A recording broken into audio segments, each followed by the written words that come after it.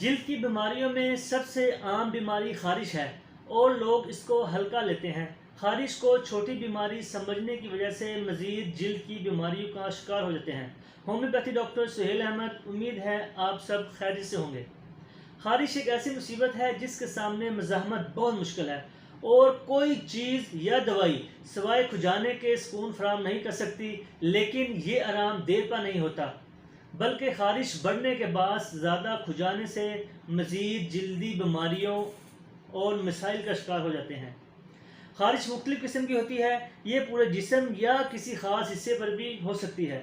آج ہم بات کریں گے اسکیبیز یعنی خشک خارش، جسے جراثیمی یا وبائی خارش بھی کہتے ہیں۔ یہ بڑی کامن بیماری ہے اور گردن کے نچلے حصے پورے جسم پر ہوتی ہے، خاص طور پر جب آپ بستر میں لیٹتے ہوں یا بستر پہ لیٹنے کے لیے جائیں تو پورے جسم پر خارش ہونا شروع ہو جاتی ہے۔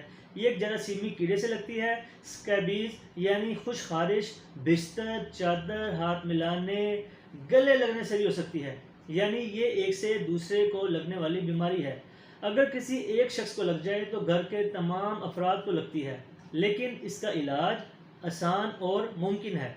اگر آپ چاہتے ہیں کہ یہ قیمتی معلومات آپ کے دوستوں اور گھر والوں تک ضرور پہنچے تو سبسکرائب، لائک اور شیئر ضرور کیجیے گا۔ خوش رہیے،